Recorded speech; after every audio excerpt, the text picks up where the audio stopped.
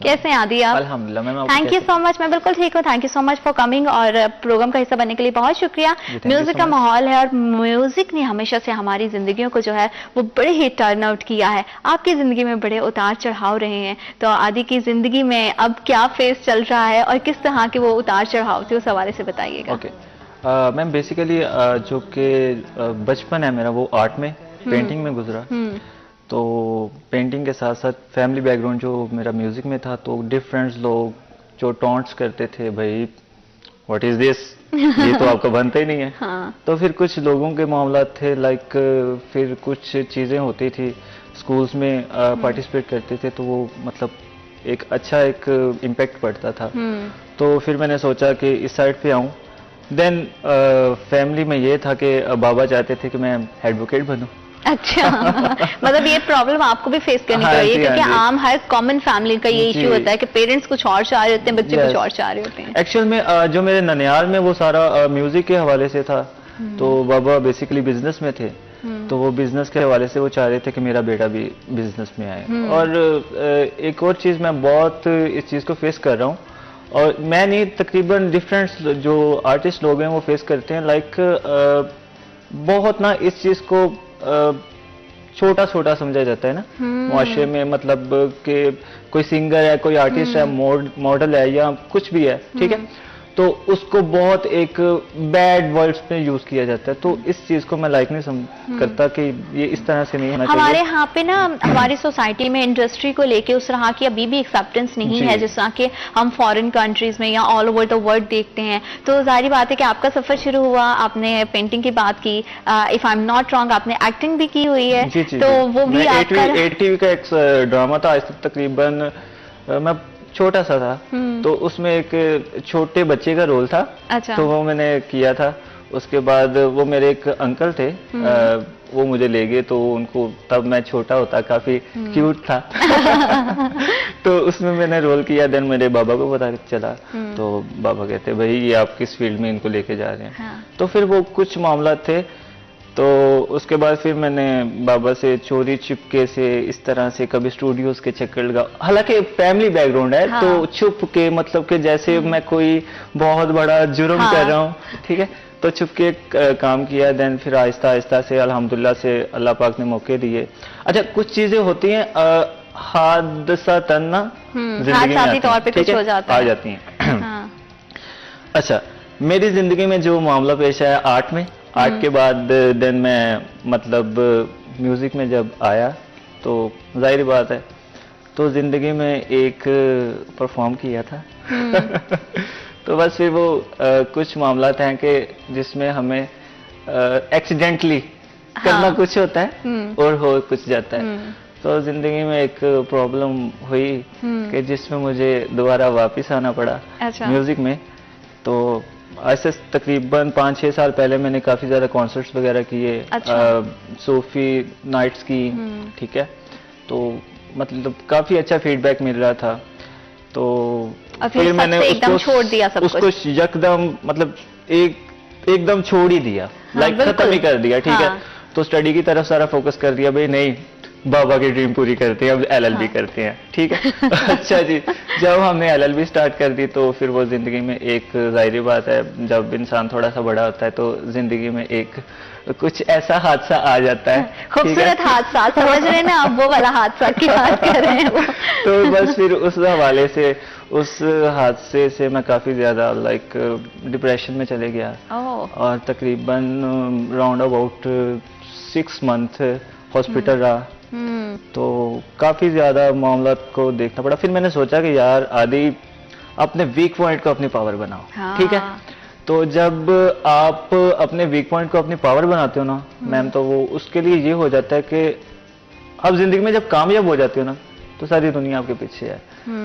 और जब हम अपना वीक पॉइंट हर बंदे को बताते हैं ना, देन हम टॉप हो जाते हैं। और आदि बात भी यही है कि आपको अपने वीक पॉइंट को आप उसके पास बैठोगे, उससे सिंपैथी से कुछ नहीं होता है, आपकी डेस्टिनेशन अल्लाह लिखता है। और जिस तरह से आपकी लाइफ में इतने टर्न्स एंड ट्विस्ट रहे हैं, और अब पहले आपने पेंटिंग की और उसके बाद एक्टिंग की, और आप पोइट्री का भी आपको शौक है, तो उसको भी थोड़ा सा वो बताइएगा, वो क्या शौक है, क्या लिखते हैं, किस किस्म की चीज लिखते हैं? लाइक जब जिंदगी में वो मेरा थोड़ा सा ब्रेकअप वाला चक्कर चला यूथ इशू, आज की जो यूथ है ना उसका इशू है ये। तो वो थोड़ा सा ये हुआ कि मैं सोच रहा था, देख रहा था।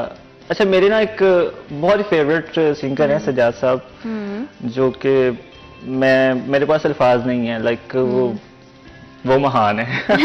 तो वो मैं उनको सुनता होता था, और अभी भी मतलब बहुत दिल से मैं उनका बहुत ज्यादा बड़ा फैन।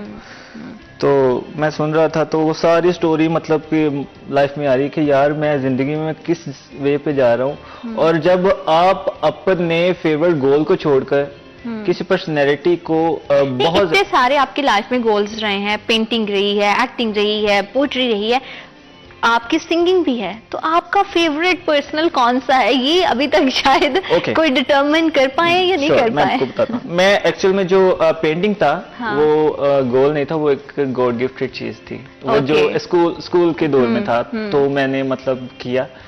देन मैं शोबिज में जाना चाह रहा था, ठीक है, लाइक फैमिली बैकग्राउंड म्यूजिक में था, म्यूजिक एंड एक्टिंग दोनों को मैं वो प्रोमिनेट करना चाह रहा था, ठीक है। तो वो बस कुछ मामला की वजह से वो स्किप हो गया, लेकिन अभी इंशाल्लाह इस पे मेरी वर्किंग जारी है। अभी फुल फोकस म्यूजिक पे है। अल्हम्दुलिल्लाह से मैं कॉन्सर्ट्स वगैरह कर रहा हूँ, सूफी नाइट्स कर रहा हूँ, और मेरे तकरीबन 6 से 7 ट्रैक्स आ चुके हैं मार्केट में, और एक मेरा सॉन्ग है वो गैंगस्टर सॉन्ग आ रहा है। तो इंशाल्लाह से स्टेप बाय स्टेप वो रिलीज होंगे। पोएट्री के हवाले से मैं आपको बताना चाहूंगा, वैसे तो एक बैठे हुए थे, तो एक नजर मैंने लिखी थी, शायद मेरे पास हो गई। क्योंकि सारी बात है कि जब आप आर्टिस्ट एक चीज को फील करता है, तो उसकी ऑडियंस तभी उसके साथ कनेक्ट कर पाती है। और एक अगर सिंगर अच्छा राइटर भी हो और वो पोइट्री खुद से कर सके, तो ऐसा कि हम ये उम्मीद कर सकते हैं कि इन फ्यूचर आप खुद के लिखे हुए गाने जो है वो गाएंगे। और अभी जब आपका कम बैक हुआ, तो अभी आपने 2 रीमेक्स भी किए हैं जी। उसमें उस्ताद नुसरत फतेह अली खान के जो हैं वो भी आपको इंशाल्लाह से मैं सुनाऊंगा। और एक जो सज्जाद अली साहब हैं, उनका मेरा एक बहुत ज्यादा फेवरेट सॉन्ग है, वो भी मैं आपको सुनाऊंगा। तो अच्छा, मैं अब एक पोएट्री के हवाले से एक चीज, जो मैंने एक नज़म लिखी थी जब मैं स्ट्रेस में था, वो ये था। इतना स्ट्रेस हमारी ऑडियंस को नहीं देना, क्योंकि मैं उनके स्ट्रेस को उनको स्ट्रेस फ्री करना चाहती हूँ। तो मैं चाहूंगी कि आप हमारी ऑडियंस को गाना भी गा के सुनाएं। जी जरूर। तो मैं पहले गाना सुनाऊं कि पहले वो पोएट्री? नहीं, पोएट्री बिल्कुल थोड़ी सी, क्योंकि स्ट्रेस में हम नहीं जाना चाहते, अगर आप शेयर करना चाहते हो तो। वो था कि तेरी आरज़ू की तलब ने, तेरी आरज़ू की तलब ने मुझे क्या बना दिया, कभी दगा दिया, कभी अपना लिया, मुझे वफा का मुंतजिर बना दिया। इस वादा शिकन से क्या गिला, मुझे एक आशिक बना दिया, हूँ जिसकी खातिर दर बदर, मुझे फिर से पागल बना दिया। क्या यकीन करूंगा तेरी वफा का यादी, मुझे दुनिया का तमाशा बना दिया। अच्छा, ये मैं जब लिख रहा था, तो वो मुझ में फिर ये सॉन्ग मैं सुन रहा था सजाद साहब का। क्या मैं आपको सुनाऊं? हाँ, बिल्कुल बिल्कुल, sure.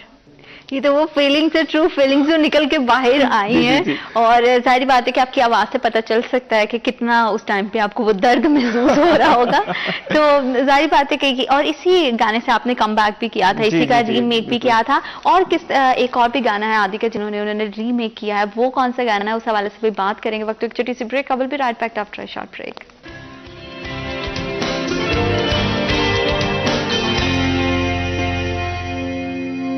Welcome back after short break. आप देख रहे हैं सिटी एट 10 और म्यूजिक हर किसी की जो है वो ज़रूरत है। जैसे हम दीगर फंडामेंटल राइट्स की बात करते हैं, मुझे लगता है कि ये भी हमारी बड़ी एक बेसिक सी रिक्वायरमेंट है। और किसी भी तरह की सिचुएशन में हम हो, मौसीकी से हमारा हमेशा से ताल्लुक रहता है। और अब तो डिफरेंट तरह की हमें जो है वो म्यूजिक सुनने में आते हैं, और बहुत ज़्यादा रीमेक भी म्यूजिक होते हैं, और बड़ा ही जो हमारी ऑडियंस है उसको पसंद करती है।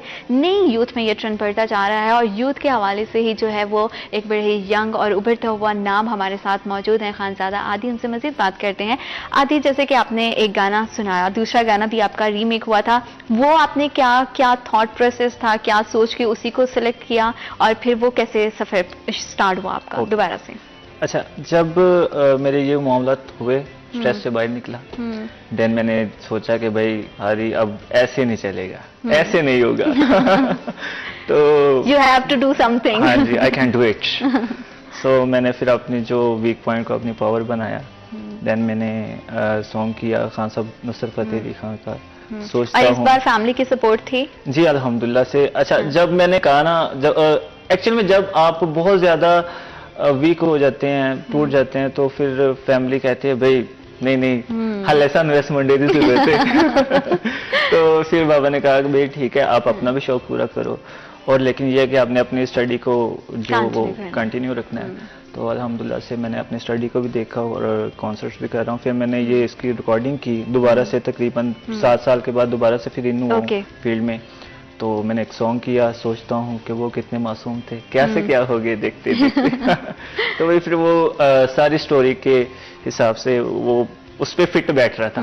तो वो मैंने तो लिरिक्स में कुछ चेंजेस की या सेम वही लिरिक्स के साथ? लिरिक्स में चेंजिंग नहीं की, क्योंकि वो पोएट्री काफी ज्यादा अच्छी थी। हाँ जी, म्यूजिक में जो आजकल का स्टाइल चल रहा है, तो यूथ को देखते हुए, तो लाइक हम तो खान साहब की तरह नहीं गा सकते, वो तो एक मतलब उस्ताद हैं, मतलब ग्रेटेस्ट। हम डरते हैं, सीधी सी बात है, ठीक है। तो जाहिर सी बात है कि एक वो प्लेटफॉर्म है, मतलब आजकल हम मतलब यूथ में ना वो एक प्लेटफॉर्म है। तो उनको देख के जो है ना वो काफी ज्यादा एक बेसिकली पुराने वक्त में जब कोई म्यूजिक में आता था तो उनको क्लासेस की जरूरत होती थी। तो आजकल तो वो खान साहब नुसरत फतेह अली खान एक बेसिकली वो एक एकेडमी है, ठीक है जी। तो उनको फिर फॉलो कर रहे हैं।